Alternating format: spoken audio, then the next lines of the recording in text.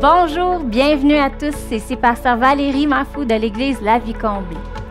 Très heureuse d'être avec vous pour cette journée particulière. Vous remarquerez que j'ai emmené une équipe bien spéciale car on a un message très important à vous dire. Joyeuse Pâques! Alors vous constaterez qu'il va y avoir quelques petites différences ce matin et dans quelques instants, nous prendrons le repas du Seigneur avec Pasteur Ken Taylor. Donc on vous invite à aller chercher vos éléments, pain, jus de raisin, afin de pouvoir célébrer cela avec nous. Et on se revoit tout de suite après. Bonjour, c'est vraiment avec beaucoup de plaisir que je souhaite une joyeuse Pâques à toute l'Église La Vie Comblée ainsi qu'à tous ceux et celles qui se joignent à nous aujourd'hui pour célébrer la victoire que nous avons en Jésus-Christ. C'est Pâques et nous savons que c'est le moment où on met l'accent sur la résurrection de Jésus-Christ, le Fils de Dieu qui est venu et qui est mort pour nos péchés, qui était enterré et le troisième jour ressuscité. Et donc, dans sa résurrection, nous aussi, nous avons la victoire. Tous ceux qui croient en lui, nous sommes crucifiés avec Christ. Nous sommes enterrés avec lui, nous sommes ressuscités avec lui. Et en fait, la Bible dit que nous sommes assis avec lui et en lui dans les lieux célestes. Et nous sommes au-dessus de tous les pouvoirs de l'ennemi. Alors, c'est vraiment une journée pour nous de célébrer la victoire que nous avons dans Jésus-Christ. Et c'est vraiment une joie aussi pour moi parce que Pasteur Ken Mafou m'a demandé si je pourrais partager avec vous la Sainte Seine. Peut-être, si vous avez écouté les minutes d'espoir cette semaine, il vous a donné quelques instructions concernant cela. Et si vous avez eu le temps de préparer peut-être un morceau de pain ou une coupe qui représente et qui symbolise la coupe que nous allons partager pendant la Sainte Seine, je vous invite de prendre cela avec vous. Sinon, c'est pas grave, vous allez pouvoir écouter, prier avec nous et peut-être même après, vous allez pouvoir réécouter cette section et prendre la Sainte Seine chez vous. Donc, nous vivons dans les temps extraordinaires, nous devons faire les choses d'une manière différente, mais ce que nous savons, c'est que notre Seigneur Jésus-Christ, il est le même hier, aujourd'hui et éternellement. Et c'est pourquoi Pâques, c'est une occasion extraordinaire pour nous d'avoir des souvenirs de tout ce que Jésus a fait pour nous. Et la Sainte Seine, c'est vraiment fait pour cette raison. Mais pour bien comprendre la Sainte Seine que nous allons prendre aujourd'hui, j'aimerais juste vous faire penser à Exode chapitre 12. Et c'est là où nous voyons pour la première fois la Pâques qui est mentionnée dans la Bible.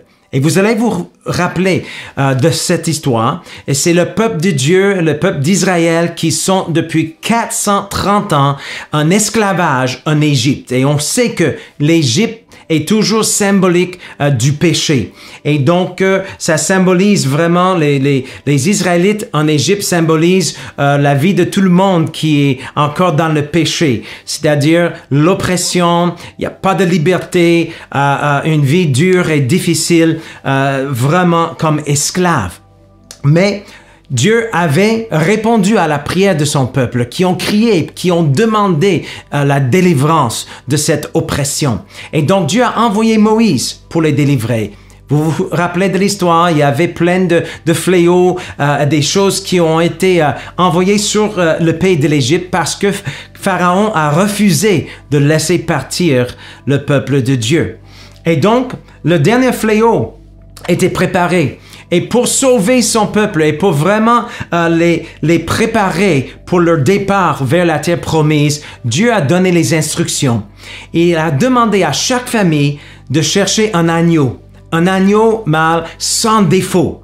Et ça, c'est quelque chose de très important parce que nous savons encore que tout ce que nous voyons ici, c'est symbolique de qu'est-ce que Jésus allait faire et qu'est-ce que Jésus a déjà fait pour nous. Nous savons que en cherchant un agneau, c'était symbolique de Jésus-Christ. Jésus qui est appelé l'agneau de Dieu immolé avant la fondation du monde. Vous vous rappelez son cousin Jean-Baptiste, quand il a vu Jésus, il a dit « Voici l'agneau de Dieu qui ôte le péché du monde ». Et donc, qu'est-ce que Dieu a demandé aux Israélites? C'était de prendre cet agneau, de le garder, et toute l'assemblée, dans une seule soirée, ils ont tous immolé ces agneaux sans défaut.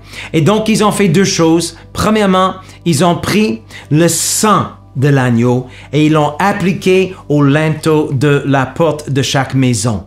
Et ensuite, ils ont pris la chair de l'agneau, ils l'ont fait rôti et puis ils ont mangé cette chair.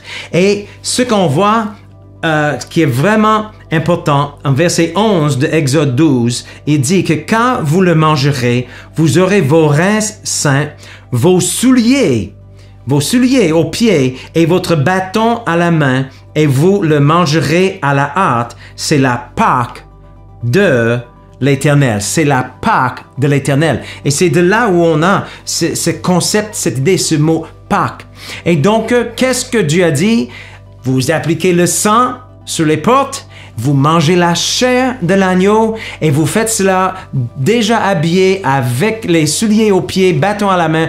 Pourquoi? Parce que dès que vous mangez cet agneau, la chair de cet agneau, vous allez recevoir la force pour sortir de l'Égypte et pour pouvoir faire votre route vers la terre promise. Et c'est quelque chose d'extraordinaire parce que nous voyons ici un peuple nombreux. On ne sait pas exactement, mais au-dessus de 600 000 hommes et toutes les femmes et les enfants. Et il y avait des veillards, il y avait tout le monde qui est parti. Et la Bible dit dans les psaumes que personne parmi eux traîner le pied. C'est-à-dire que tout le monde était surnaturellement en pleine forme et en pleine santé. Ça, c'était grâce à la chair de l'agneau qu'ils ont mangé.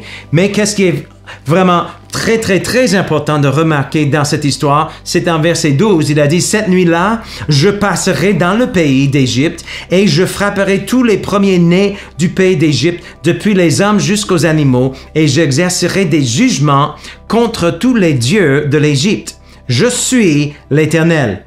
Le sang vous servira de signe pour les maisons où vous serez. » Qu'est-ce que Dieu a dit? « Je verrai le sang et je passerai par-dessus vous et il n'y aura pas de plaie qui vous détruise. » Donc, on a déjà vu que la chair de l'agneau allait donner la force, on peut dire la guérison même, pour aider le peuple de sortir à la hâte. Mais le sang de l'agneau qui est appliqué à la porte, c'est la chose qui a sauvé le peuple de la mort. Donc, la chair de l'agneau les a sauvés de la maladie et de la faiblesse dans la chair, physiquement, mais aussi le sang de l'agneau les a sauvés de la mort. Et c'est intéressant parce qu'il a dit, je verrai le sang et je vais passer par-dessus. En anglais, on dit pas Pâques, on dit Passover. Littéralement, passer par-dessus.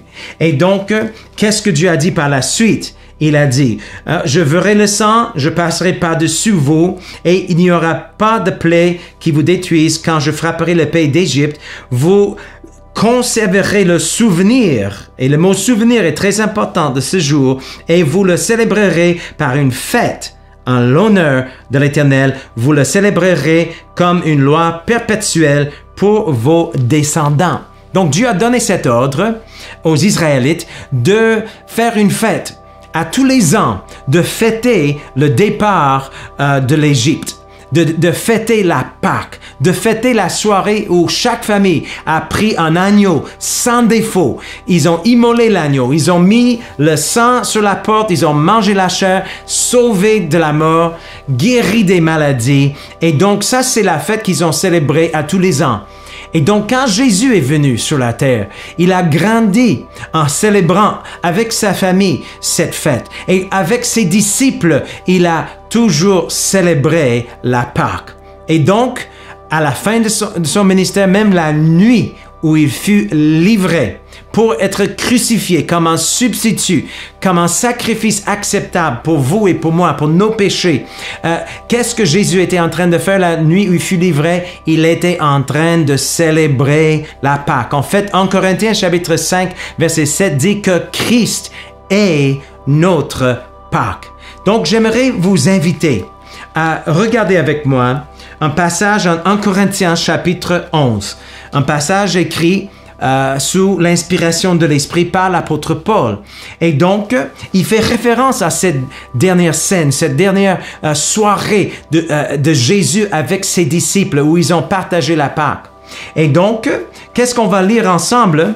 C'est ici, verset 23 de 1 Corinthiens, chapitre 11. « Car j'ai reçu du Seigneur ce que je vous ai enseigné, c'est que le Seigneur Jésus, dans la nuit où il fut livré, il prit du pain. » Et donc, ce que nous savons, c'est que les Juifs avaient l'habitude. La tradition, c'était de toujours célébrer la Pâque avec le pain sans levain. Pourquoi? Parce que le levain représente le péché. Et Jésus était sans péché. Et donc, ce pain représentait le corps ou la chair de l'agneau qui a été immolé pour le peuple d'Israël quand ils sont sortis de l'Égypte. Et qu'est-ce que Jésus a fait dans cette dernière scène? Il a pris ce pain qui est vraiment symbolique. Le pain sans levain ici, qui est fait vraiment à la mode juive, c'est vraiment symbolique parce qu'il y a des lignes qui représentent les meurtrissures, le fouet qui a été mis sur le dos de Jésus. Il y a aussi des trous, c'est percé, comme Jésus était percé dans ses mains et dans ses pieds, et puis finalement percé dans les côtes aussi. Donc, ce pain représente Jésus-Christ, ça représente le corps de Jésus-Christ, la chair de Jésus qui a été meurtrisée et percée. Et c'est pourquoi, quand on prend ce pain aujourd'hui, qui est symbolique de Jésus et qu'est-ce qu'il a fait pour nous comme un sacrifice acceptable, on va prendre ce pain et vraiment en discernant le corps de Christ. Et c'est très important de se rappeler vraiment du sacrifice, de l'ampleur de qu'est-ce que Christ a accompli en offrant son propre corps comme un sacrifice. Donc, on va manger ce pain. Mais avant de manger, on va penser, on va réfléchir. On va penser à son amour. On va aussi penser aux autres membres du corps de Christ. Si vous avez quelque chose contre qui que ce soit, c'est le moment de faire une petite prière dans votre cœur et de pardonner la personne. Parce que on veut discerner le corps de Christ en se rappelant de qu'est-ce que Christ a fait, mais aussi en marchant dans l'amour les uns avec les autres. Et laisse-moi vous dire, c'est une bonne occasion pour vous de recevoir même la guérison dans votre corps en prenant la Sainte Seine aujourd'hui. Donc, je vais continuer. Il dit, dans la nuit où il fut livré, il a pris du pain. Et donc, il a dit, après avoir rendu grâce, il le rompit et dit, prenez, mangez, ceci est mon corps qui est rompu pour vous. Faites ceci en mémoire de moi.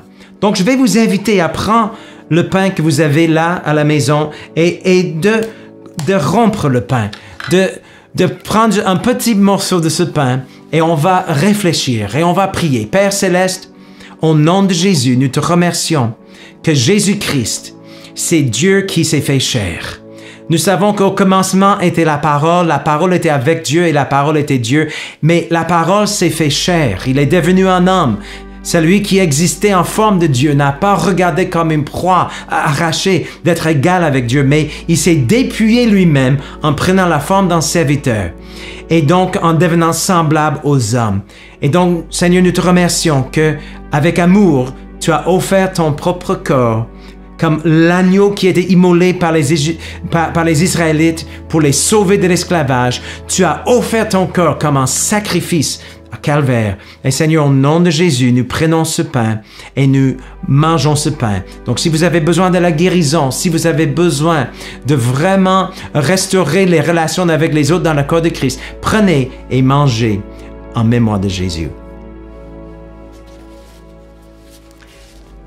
On continue et on te remercie, Seigneur, pour cette parole si merveilleuse. Donc, en verset 25, l'apôtre Paul continue. De même, après avoir soupé, il prit la coupe et il dit, « Cette coupe est la nouvelle alliance en mon sang. Faites ceci en mémoire de moi toutes les fois que vous en boirez. » Donc, Et ce que les érudites nous disent, c'est que souvent lors de la Pâque, quand les Juifs célébraient la Pâque, il y avait souvent une place qui était mise, les couvercles qui ont été mises même selon certaines traditions qui étaient réservées pour le Messie qui allait venir. Il y avait toujours une coupe qui n'était pas touchée par les autres, mais selon certains érudites, ils croient que cette nuit-là, Jésus a pris la coupe. Il a pris la coupe du Messie. Et donc, il a pris la coupe, il a fait mention de l'alliance que cette coupe représentait. Vous savez que Jésus-Christ, quand il est mort, il a versé son sang. Et son sang n'était pas comme le sang des autres hommes. On sait que c'était le sang précieux. Notre groupe sanguin vient toujours de notre Père, naturellement parlant. Mais le Père de Jésus, ce n'était pas Joseph, c'était Dieu lui-même. Donc, il avait dans ses veines un sang qui était précieux, un sang qui était sans péché. Donc, cette coupe représente cette alliance qui est éternelle. Et cette alliance qui ne peut jamais être brisée. En prenant la coupe aujourd'hui, sachez que si vous avez confessé de votre bouche le Seigneur Jésus-Christ, et si vous avez cru dans votre cœur que Dieu l'a ressuscité des morts, que vous faites partie de cette nouvelle alliance faite dans le sang de Jésus. Donc, pensons à cela et prenons et buvons au nom de Jésus. On va tout simplement prendre quelques instants pour remercier le Seigneur. Père, nous te remercions que aujourd'hui nous avons eu cette occasion, encore une fois, de célébrer la Pâque et même de célébrer cette sainte scène, Seigneur.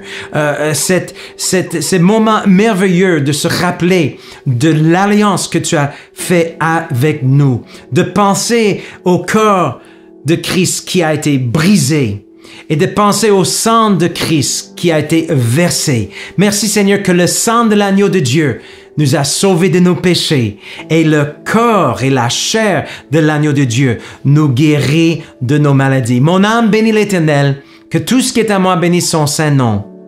Et comme le psalmiste a dit, c'est lui qui pardonne toutes vos iniquités et c'est lui qui guérit toutes vos maladies. Donc, que le Seigneur vous bénisse et joyeuse Pâques. Merci beaucoup, Pasteur Ken, pour cette explication de ce que représente en réalité Pâques. Juste avant de vous laisser avec Pasteur Ken Mafou pour un excellent message, j'aimerais vous rappeler d'aller visiter régulièrement notre page Facebook où plusieurs choses seront mises en ligne cette semaine. Vous pouvez continuer de voir tous les mercredis soirs les enseignements de Pasteur Ken Taylor sur la guérison divine. De plus, la Minute d'Espoir sera disponible tous les matins dès 9h, du lundi au vendredi. Des vidéos de louanges seront aussi disponibles cette semaine. Juste avant de terminer, j'aimerais remercier tous les gens qui donnent régulièrement pour la vie comblée. Si vous voulez faire comme eux, vous n'avez qu'à vous rendre au www.laviecomblée.com sous l'onglet « Faire un don ». Et si vous désirez procéder autrement, vous pouvez communiquer avec nous soit par courriel ou par téléphone. Sur ce, je vous souhaite une belle journée et un très bon message.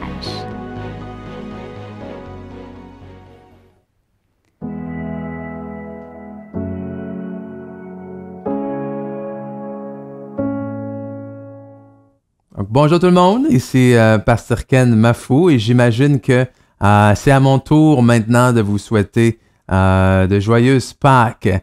Et on va se l'avouer que c'est quand même une fête de Pâques assez spéciale cette année en 2020.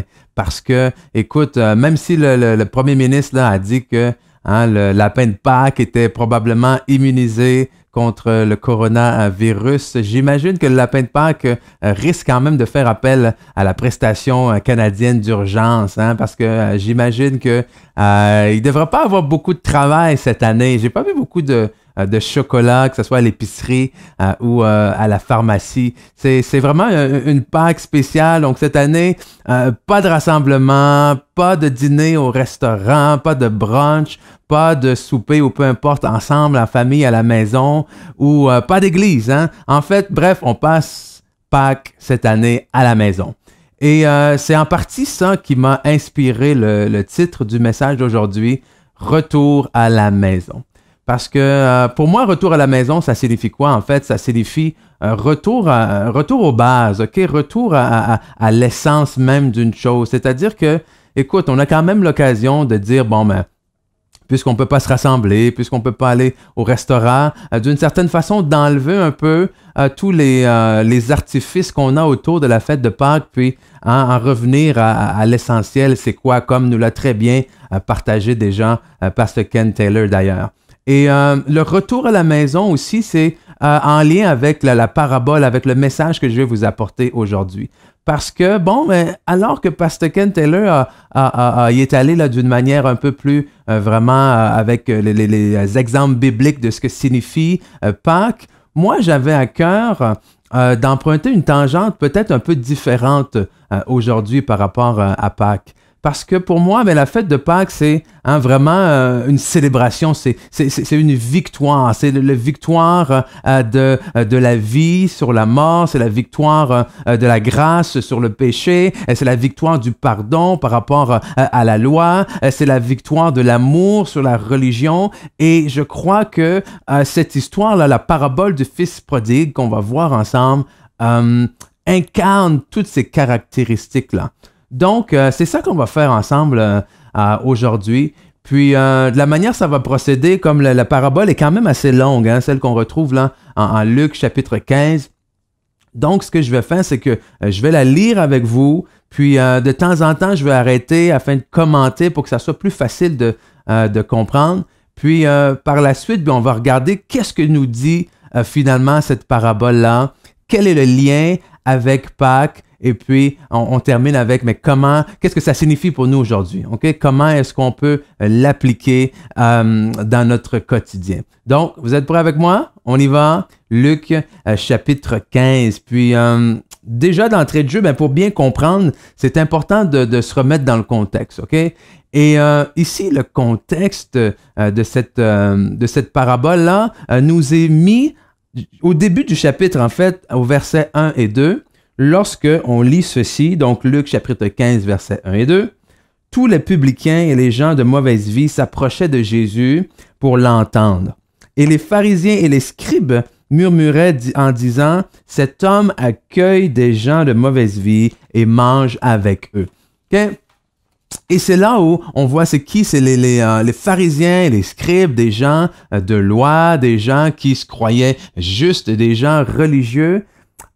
Pointe du doigt Jésus et lui reproche en fait de manger et de se tenir avec des gens de mauvaise vie. Avec qui? Avec les publicains. Les publicains, c'était les collecteurs d'impôts. Hein? C'était généralement des Juifs qui travaillaient pour Rome et collectaient l'impôt chez leurs frères juifs. Mais le problème, c'est que souvent, plusieurs de ces collecteurs d'impôts-là, demandaient à leurs frères davantage que leur dû. Hein, par exemple, si Rome exigeait une taxe de 5 $ par exemple, les collecteurs d'impôts, ce qu'ils faisaient, c'est qu'ils disaient, OK, donne-moi 7 $, je m'en mets 2 dans mes poches. Et ça, c'était quelque chose, évidemment, quand même d'assez croche. Donc, ils n'étaient pas très bien vus chez leur père, chez leurs frères juifs. Puis, les gens de mauvaise vie, on peut rentrer qui? On peut rentrer les voleurs, les buveurs, les prostituées. Puis, aujourd'hui, c'est ça, c'est les gens qui sont un peu marginaux, les gens vers qui on s'approche pas toujours, hein, nécessairement, les gens, des fois, dans la rue, les gens, tu sais, le genre de personnes là que même si tu te tiens à 2 mètres de distance, tu penses que tu peux risquer d'attraper quelque chose quand même, OK? Parce que au niveau de l'hygiène, des fois, ça laisse à désirer. Mais Jésus, lui, c'était vers ces gens-là qu'il allait. Et c'est pour ça que les scribes et les pharisiens murmuraient, et c'est là où est-ce que Jésus leur a donné 3 paraboles, en fait, qu'on retrouve dans le chapitre 15. On retrouve la parabole de la brebis perdue, du drachme perdu, donc de la pièce d'argent perdue, et finalement, celle du fils prodigue qu'on va voir ensemble. On a 3 personnages principaux dans cette parabole-là. On a les 2 fils, donc le fils le plus jeune, qui en fait, représente justement dans cette histoire-là les collecteurs d'impôts, les gens de mauvaise vie, les gens en fait qui qui s'éloignent de Dieu, qui sont loin de Dieu, qui n'agissent pas de la bonne manière. On a le fils aîné qui prend le rôle des pharisiens. Donc, le fils, comme on va le voir dans l'histoire, qui lui se pense juste. Lui pense qu'il a fait les bonnes choses. Les gens un peu plus religieux qui pensent que leur position devant Dieu est due à leurs œuvres. Et finalement, on a le Père, ok, le Père qui est cette représentation-là de l'amour de Dieu notre Père. Donc, on y va. Luc chapitre 15, verset 11, la parabole du fils prodigue. Et prodigue signifie ici justement que c'est quelqu'un qui dépense d'une manière exagérée, qui dilapide à outrance. Donc, cet enfant-là, comme on va le voir, va dilapider tout son argent, tout son héritage. Il dit encore, donc, verset 11, Jésus parle et il dit, « Un homme avait 2 fils. Le plus jeune dit à son père, « Mon père, donne-moi la part de bien qui doit me revenir. » Et le père leur partagea son bien.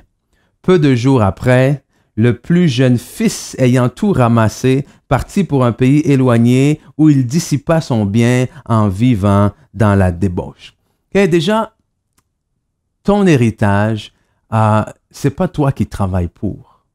Ce que je veux dire par là, c'est que dans ta vie, tu peux travailler pour un héritage que tu vas laisser à quelqu'un d'autre. Mais ce jeune homme-là, son héritage, eh bien, c'est son père qui a travaillé pour. Mais là, il se retrouve et d'une manière très irrespectueuse, en fait, vient dire à son père, ben, donne-moi ce qui me revient de droit et part faire qu'est-ce qu'il veut avec. Et le parallèle que je peux faire ici, c'est que des fois, justement, on a l'impression que notre vie nous appartient. Hein? On a l'impression qu'on a travaillé pour cette vie-là, alors que, écoute, il n'y a personne qui a travaillé pour avoir la vie. Hein? La vie nous est donnée, c'est un don de Dieu. Et c'est justement pour ça que je pense que pour certaines personnes, ça peut être plus simple de croire que nous sommes le fruit du hasard. Comme ça fait en sorte qu'on n'a pas de compte à rendre à personne. Donc, on peut dépenser notre argent, dépenser notre vie de la manière qu'on le veut. Et c'est ce qu'il fait ici, ce jeune homme-là. Il part et il dissipe tout son bien en vivant dans la débauche. Verset 14 continue en nous disant, « Lorsqu'il eut tout dépensé, une grande famine survint dans ce pays, et il commença à se trouver dans le besoin. Il alla se mettre au service d'un habitant du pays, qui l'envoya dans ses champs pour garder les pourceaux. Il aurait bien voulu se rassasier des carouges que mangeaient les pourceaux, mais personne ne lui en donnait. » Écoute, moi, un de mes premiers emplois que j'ai eu lorsque j'étais plus jeune, mon père avait un ami qui travaillait dans une porcherie. Et il m'a trouvé un petit emploi là-bas donc, qui consistait à nettoyer les enclos dans lesquels on mettait les cochons. Donc, je nettoyais avec un fusil à pression. Et tout ce que je peux vous dire, c'est que lorsque je commençais mon shift de travail, mon quart de travail, j'avais un masque. Okay? Un masque qui au départ était blanc.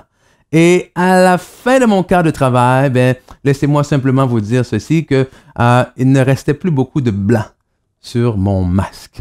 Donc, ça vous donne une petite idée et j'imagine que ce jeune garçon-là était dans des conditions beaucoup pires que celles dans lesquelles j'étais. Et ce qu'il faut comprendre, c'est que alors que nous, ici au Québec, nous sommes fiers de notre port, eh bien, c'était pas du tout le cas pour ce jeune homme-là. Parce que en étant juif, le porc, les cochons étaient jugés par la loi de Moïse comme étant quelque chose d'impur. Alors, qu'est-ce que ça nous représente, ce jeune garçon-là qui se retrouve, ce jeune garçon juif qui se retrouve parmi les cochons? Eh bien, ça montre juste à quel point il était rendu bas, à quel point il était rendu c'est-à-dire creux au-delà de ses valeurs. Et combien de fois ça peut nous arriver des fois dans nos vies, malgré nous, des fois à cause des mauvaises décisions qu'on peut prendre, on se retrouve à faire des choix qui sont contre nos valeurs.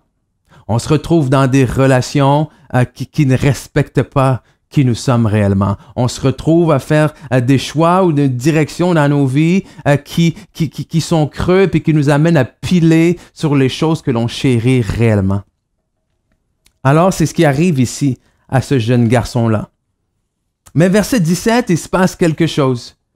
Étant rentré en lui-même, il se dit, combien de mercenaires chez mon père ont du pain en abondance, et moi ici je meurs de faim. Je me lèverai, j'irai vers mon père et je lui dirai, mon père, j'ai péché contre le ciel et contre toi. Je ne suis plus digne d'être appelé ton fils, traite-moi comme l'un de tes mercenaires. Et ici, ce que je veux souligner, c'est vraiment le fait que ça nous dit qu'il est entré en lui-même. Ça veut dire qu'il s'est arrêté et il s'est mis à réfléchir sur l'état de sa vie. Et c'est quelque chose que dans notre société, on ne fait pas très souvent. On est tellement habitué d'aller rapidement à une espèce de train d'enfer, de folie à toute vitesse qu'on ne prend pas le temps de s'arrêter. Et quand on a un peu de temps de s'arrêter, on remplit notre temps d'activité, on remplit notre temps de sortie. Mais là, wow, quelle belle opportunité, quel bon moment en ce moment pour nous tous de nous arrêter et d'entrer en nous-mêmes comme il a fait ce jeune homme-là et de nous poser cette question-là sur la direction de nos vies. Verset 20, il se leva et alla vers son père. Comme il était encore loin, son père le vit et fut ému de compassion. Il courut se jeter à son cou, le baisa. Le fils lui dit, mon père, j'ai péché contre le ciel et contre toi. Je ne suis plus digne d'être appelé ton fils. Et ici, c'est tellement qu'il était rempli j'imagine, de honte, ce jeune garçon-là, mais se jugeait même plus digne d'être appelé son fils. Il se jugeait simplement digne d'être traité comme un mercenaire. C'est-à-dire quoi? Comme quelqu'un, un mercenaire, c'est quelqu'un qui travaillait là simplement pour l'argent. C'est-à-dire qu'il était engagé, faisait son travail, il était payé et c'est terminé. Aucune part dans l'héritage, ce n'est pas un fils, c'est quelqu'un qui est là simplement pour travailler. Et c'est comme ça que le jeune garçon, finalement, honteux, se voyait devant Dieu. Puis je ne sais pas qu'est-ce que vous avez fait, je ne sais pas les erreurs que vous avez commises, mais peut-être que vous êtes là, puis c'est un peu la manière dont vous voyez devant Dieu. Mais regardez la réponse du Père, c'est qu'il le vit de loin. Il fut ému de compassion et se jeta à son cou. Et aujourd'hui, on entend tellement parler à des gens qui sont seuls, qui sont éloignés de leur famille, les gens dans des résidences de personnes âgées qui peuvent pas aller voir leurs parents. Donc, imaginez-vous ces gens-là, puis même nous, en fait. Dans quelques semaines ou mois, le jour où est-ce qu'on va pouvoir enfin aller voir nos proches, les gens qu'on aime et les serrer, est-ce que vous pensez pas que, wow, ça va être toute qu'une étreinte? Eh bien, c'est ce qu'a vécu cet homme-là, que pendant longtemps, la parabole ne nous dit pas exactement combien de temps le fils est parti. Mais le père l'attendait et il s'est réjoui en le voyant. Et alors que son fils, lui, disait tout simplement, traite-moi comme un mercenaire, la réponse du père a été la suivante. Il a dit, mais le père dit, verset 22, à ses serviteurs, apportez vite la plus belle robe et l'en revêtez. Mettez-lui un anneau au doigt et des souliers aux pieds. Amenez le veau gras et tuez-le. Mangeons et réjouissons-nous, car mon fils que voici était mort et il est revenu à la vie. Il était perdu et il est retrouvé et ils commencèrent à se réjouir. Et déjà là, c'est ça Pâques. Pâques, c'est la réjouissance. Réjouissance d'avoir retrouvé son fils. Puis écoute, on s'attendrait à ce que le père réprimande sévèrement son fils. Ou lui donne une correction ou quoi que ce soit. Mais c'est pas du tout ça qu'il fait. Non seulement c'est pas du tout ça qu'il fait, mais il lui donne toutes sortes de choses, une robe, une bague, un soulier, et fait même tuer le veau gras, toutes des choses qu'on va voir la signification un peu plus tard. Mais au verset 25, voici l'entrée en scène de l'autre fils, le fils aîné. Or, le fils aîné était dans les champs. Lorsqu'il revint et approcha de la maison, il entendit la musique et les danses. Il appela un de ses serviteurs et lui demanda ce que c'était. Ce serviteur lui dit, ton frère est de retour. Et parce qu'il l'a retrouvé en bonne santé, ton père a tué le veau gras. Il se mit en colère et ne voulut pas entrer. Wow! Ton frère est parti, là. Tu sais pas ce qui se passe avec lui. On t'annonce, ton frère est de retour. Et là, tu fais quoi? Tu bougonnes, OK? Ça vous démontre déjà l'état d'esprit, hein? L'état d'esprit religieux. Son père sortit et le pria d'entrer, mais il répondit à son père, « Voici, il y a tant d'années que je te sers, sans avoir jamais transgressé tes ordres. Et jamais tu ne m'as donné un chevreau pour que je me réjouisse avec mes amis. Et quand ton fils est arrivé, celui qui a mangé ton bien avec des prostituées, c'est pour lui que tu as tué le veau gras. » Et voyez comment le fils aîné percevait son frère. Hein, il ne voyait pas son frère comme, je sais pas moi, un jeune homme perturbé, un jeune homme confus, un jeune homme attristé ou quelqu'un que j'aimais ou qui est important dans ma vie. Non, elle dit ton fils qui a mangé ton bien avec les prostituées. C'est comme ça, c'est ça l'image qu'il avait.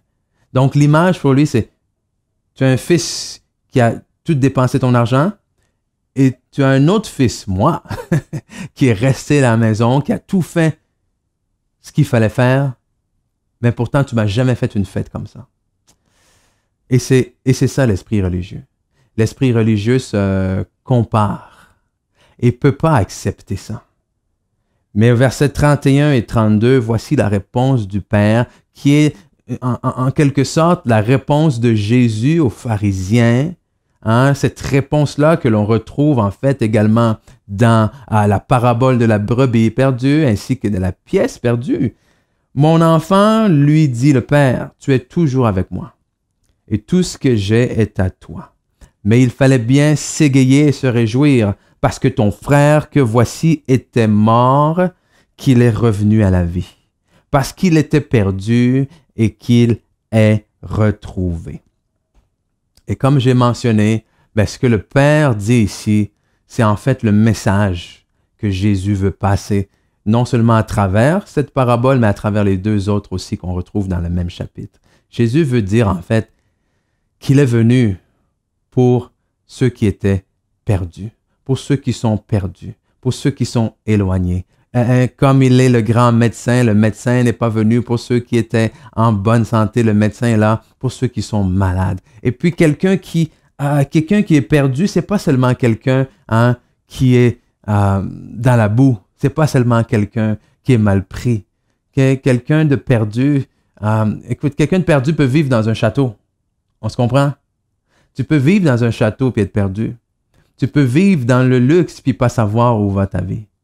Et c'est là où est-ce que si vous m'écoutez aujourd'hui, si vous êtes là, que vous êtes soit éloigné de Dieu, soit vous avez fait des choix dans vos vies qui vous ont emmené dans des problèmes et des situations difficiles. Vous avez déjà connu Dieu dans votre vie, mais pour X raisons, que ce soit par peur, par tristesse ou parce que vous avez été blessé ou déçu ou quoi que ce soit, vous vous êtes éloigné, vous avez peur, vous avez honte peut-être de revenir à Dieu, de revenir à l'Église. Peut-être que vous êtes là puis que vous avez jamais vraiment vu la nécessité même de croire en Dieu, de donner votre vie en Dieu. Mais si vous êtes honnête avec vous-même, vous êtes dans une situation en ce moment qui vous amène à réfléchir et à croire que, OK, peut-être qu'il y a davantage que ce que je suis en train de vivre. Alors, ce que je veux vous dire à vous aujourd'hui, c'est il est temps de rentrer à la maison.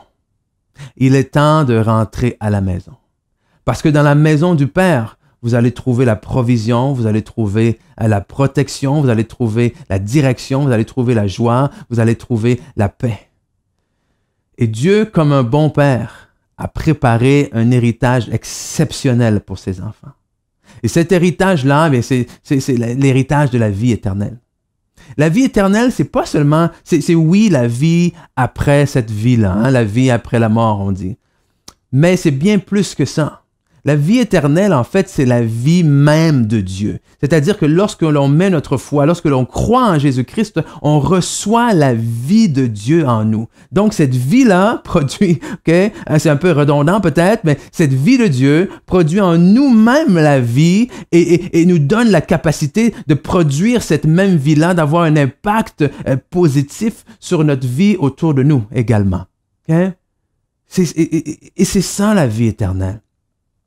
Et lorsqu'on vient devant le Père, wow, il nous donne exactement ce que le Père dans la parabole a donné à son Fils. Et c'est ce qu'on fait aujourd'hui à Pâques. Hein, si on recule et on voit les objets que le Père a donnés à son Fils. Premièrement, il a dit quoi à ses serviteurs? Il a dit à ses serviteurs de lui donner une robe. Okay? Je ne veux pas que vous ayez l'image, là, on peut changer le mot robe par tunique. Okay? C'est pas le genre de robe qu'on peut penser aujourd'hui, nous. Il a dit à ses serviteurs de lui amener la plus belle robe, la plus belle tunique. Qu'est-ce que ça signifie, ça? Eh bien, ça signifie que ce jeune garçon-là arrive avec des habits sales, arrive avec des habits qui sentent mauvais. Et cet habit sale-là représente le péché. Cet habit sale-là représente nos fautes. Cet habit sale-là représente notre désobéissance, les mauvais choix qu'on a pris, la mauvaise voie qu'on a pris. Mais le Père dit... Hey, je veux pas le voir, cet habit sale-là. Donnez-lui un habit propre. Qu'est-ce que ça signifie? Ça signifie que lorsqu'il entre dans la présence de son Père, lorsqu'il arrive à la fête, lorsque tout le monde le voit, on le voit pas comme ce fils-là, sale, qui est parti dilapider tout l'argent de son Père. Non. On le voit avec une belle robe neuve. Et ça, c'est quoi? C'est le symbole de la justice de Dieu. La justice de Dieu, ça signifie quoi? Ça signifie que ça nous permet de nous présenter devant Dieu comme si nous n'avions jamais péché. C'est-à-dire que par le sacrifice de Jésus, qui a été l'agneau parfait, qui a été immolé pour nous, Dieu, lorsqu'il nous regarde, il voit le sacrifice de Jésus et nous voit donc sans faute. Wow, c'est merveilleux. Il voit plus le vêtement sale. Il voit la belle tunique propre. Mais ça, c'est quoi? C'est grâce au sacrifice de Jésus, grâce à sa victoire sur la mort. Ensuite, il lui donne une bague. Une bague qui peut représenter l'autorité, une bague qui représente cette effigie-là familiale. Et lorsque on reçoit Jésus-Christ, on reçoit l'autorité également en son nom. On est rétabli dans notre position. On est rétabli avec cette bague-là et par la suite, on reçoit les souliers. Pourquoi les souliers? Eh bien, parce que, de toute évidence, ce jeune garçon-là s'est représenté à la maison pieds nus. Et c'est simplement les serviteurs qui se promenaient pieds nus. Les fils, les membres de la maison, eux, avaient des souliers. Alors le père dit à ses serviteurs, emmenez-lui des souliers. Remettez-lui des chaussures aux pieds. Ce qui signifie ce que nous dit Jean dans son évangile, en fait. Il dit à ceux qui ont cru en lui, il a donné le pouvoir de devenir enfants de Dieu. Et lorsque l'on croit au sacrifice de Jésus-Christ, lorsque l'on croit qu'il est mort, non seulement mort, mais ressuscité aujourd'hui à Pâques, pour nos péchés, pour notre vie, il est mort pour nos péchés et ressuscité pour notre justification, c'est-à-dire pour nous permettre de devenir enfants de Dieu. Et finalement, il dit quoi? Il dit « emmenez le veau gras ». Le veau gras, c'était une pièce bien spéciale qui était gardée pour les occasions bien spéciales. Ça peut être des invités spéciaux, de la visite de la noblesse qui arrivait. Mais le père ici dit « non, cette pièce spéciale-là qu'on garde, amenez-la pour mon fils ». Alors, vous pouvez vous imaginer la réaction du fils aîné. Totale injustice. Mais ici, c'est quoi? C'est l'image de la grâce, justement. Parce que la grâce te donne ce dont tu n'as pas mérité. La grâce, c'est un don non mérité, un cadeau non mérité. Et il faut comprendre ceci, là. Okay? C'est déjà une chose que lorsque le fils le plus jeune est revenu, il n'a pas reçu ce qu'il avait mérité. À nos yeux, ça veut dire quoi? Qu'est-ce qu'il a mérité à nos yeux? À nos yeux, là, il a mérité un châtiment. Il a mérité, écoute, l'argent que tu as dépensé, tu vas me le rembourser. Oui, travaille quelques mois avec mes serviteurs. Il a mérité au moins que, écoute, que tu lui dises, comment est-ce que tu as pu faire ça? Il a mérité au moins un serment, OK? Mais non, rien de tout ça. Donc, c'est déjà une chose que tu lui donnes pas ce que ses gestes, que ce que son action aura mérité. Mais de faire une fête, là, c'est tout autre chose. OK? C'est comme je te dis, écoute, tu fais de la vitesse sur l'autoroute, Tu dépasses la limite de vitesse? Tu te fais arrêter, le policier, wouh, wouh, il t'arrête, il arrive. C'est déjà une chose qu'ils te disent. OK, c'est beau monsieur, c'est beau madame, je vous laisse aller pour cette fois-ci, même si vous aurez mérité une contravention. Mais vous imaginez, le policier, non seulement il ne vous donne pas de contravention, mais il vous fait un chèque. Il vous donne un montant d'argent, puis il vous escorte jusqu'à l'endroit où est-ce que vous alliez.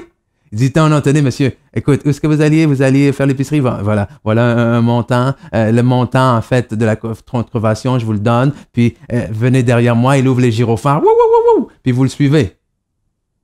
Ça n'a aucun sens. Mais c'est ça qui se passe ici. Et c'est l'image de la grâce.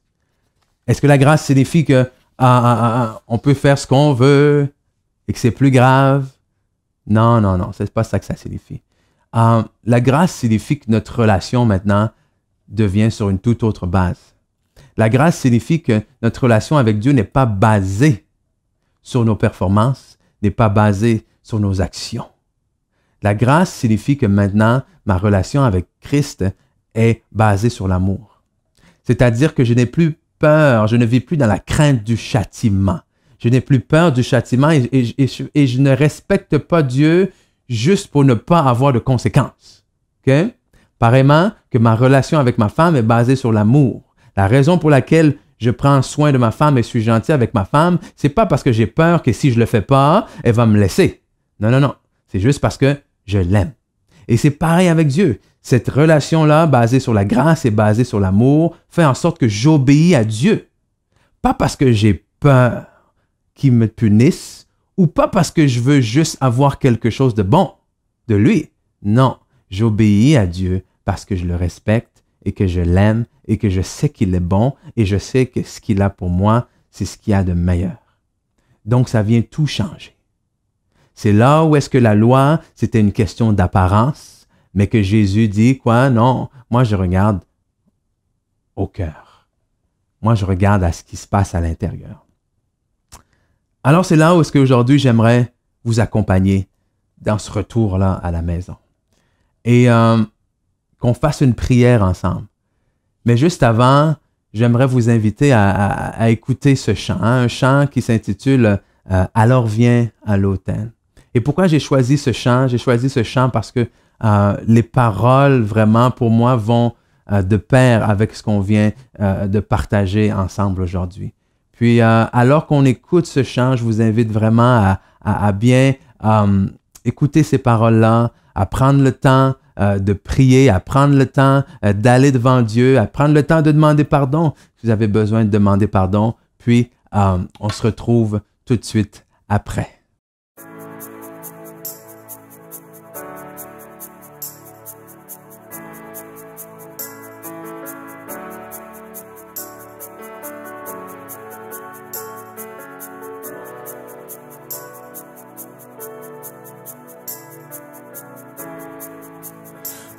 Tes saintes blessées, brisées, accablées par les poids du péché, Jésus t'appelle.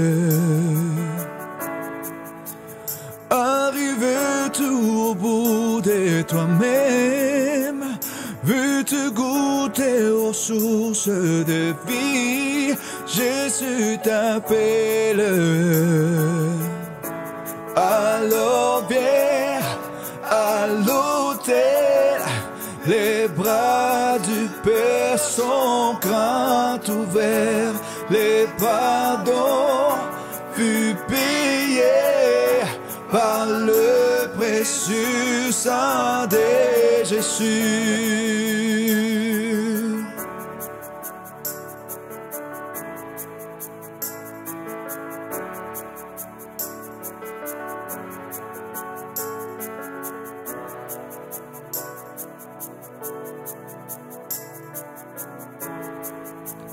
Abandonne tes regrets, tes erreurs. N'attends plus et viens auprès de lui. Jésus t'appelle. Prends ta peine et change-la pour la joie, car descendre n'est une vie nouvelle. Jésus t'appelle. Alors viens à l'autel, les bras du Père sont grands ouverts, les pardons furent payés par le précieux sang de Jésus. Alors viens à l'autel, les bras du Père sont grands ouverts, les pardons furent payés par le précieux sang de Jésus.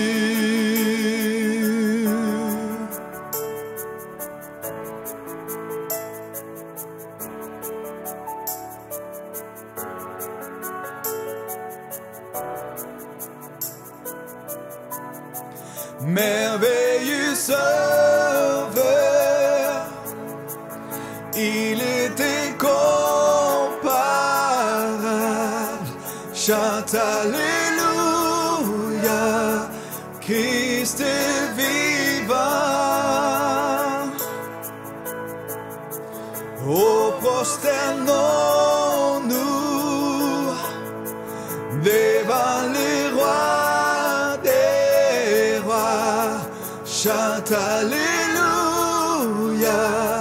Christ est vivant.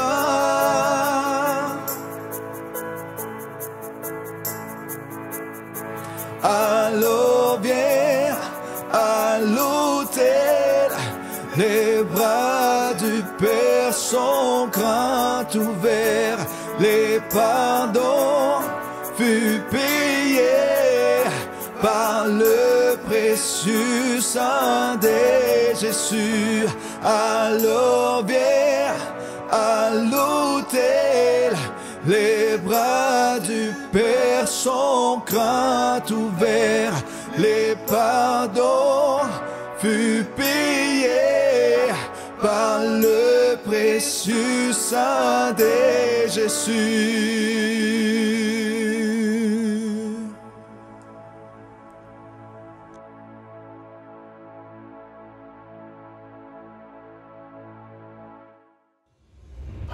Wow! Okay? Donc, voilà, c'est vraiment un chant que je ne me lasse pas d'entendre.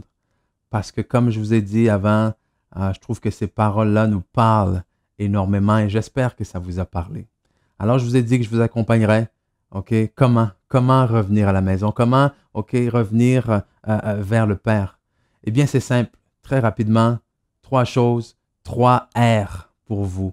Hein? Le premier R, c'est reconnaître, repentir et recevoir. 3 R, reconnaître, se repentir et recevoir. Reconnaître quoi, tout d'abord?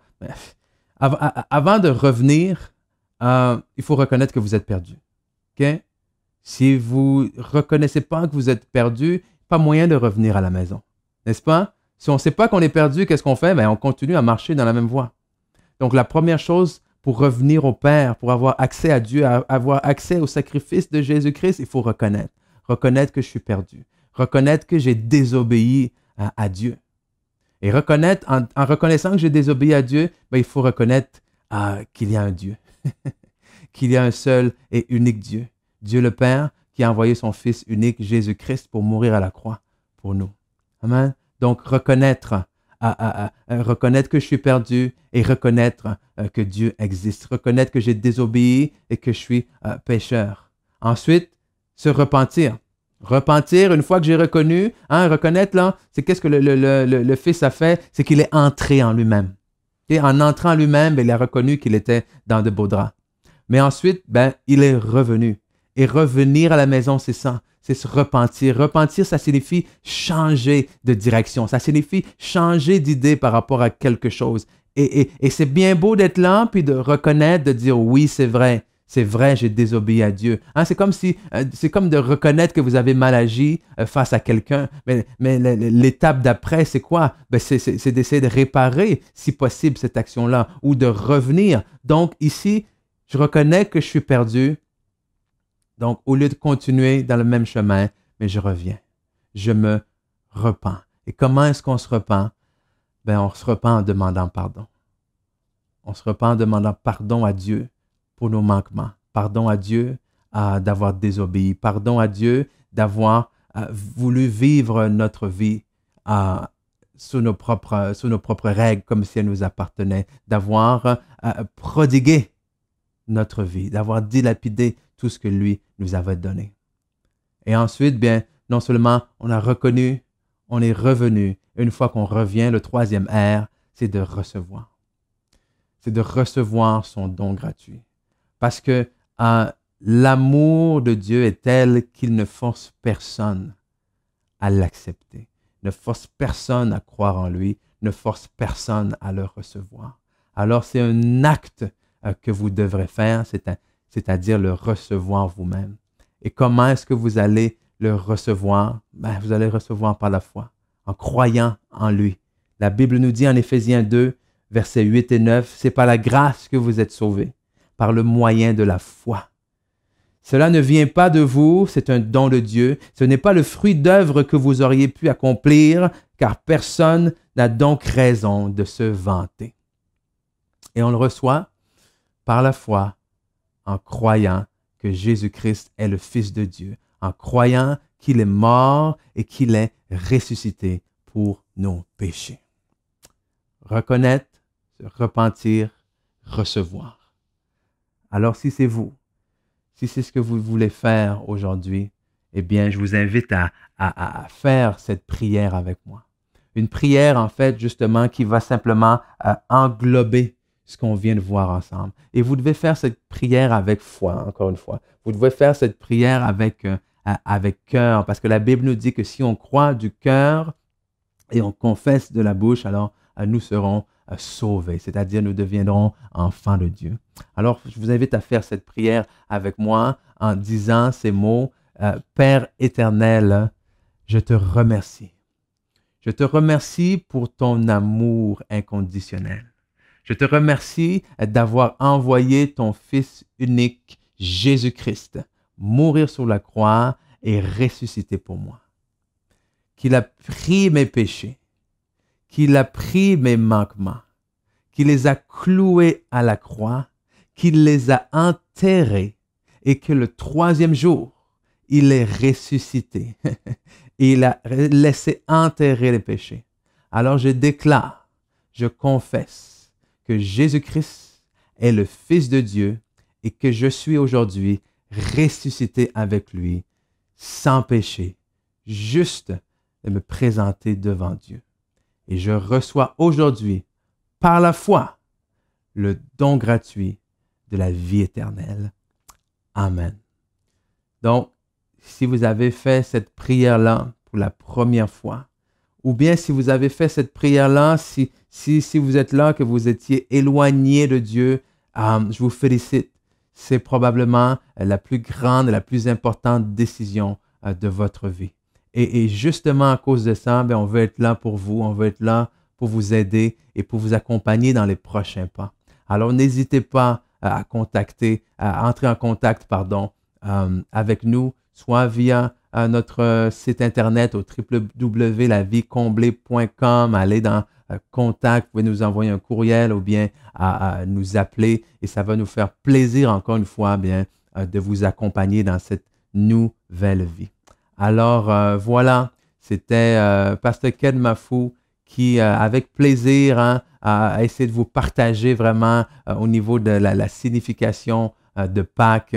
Et écoutez, même si cette Pâques-ci est un peu spéciale et que pour plusieurs d'entre nous, on ne peut pas être près des gens proches qu'on aurait voulu avoir avec nous, n'oubliez pas que Dieu est avec vous et n'oubliez pas que malgré tout ça, aujourd'hui, ce que l'on célèbre, c'est une victoire. Alors réjouissez-vous, car Christ est vivant. Amen. Donc, soyez bénis, passez une excellente journée, puis une excellente semaine également. Bye bye.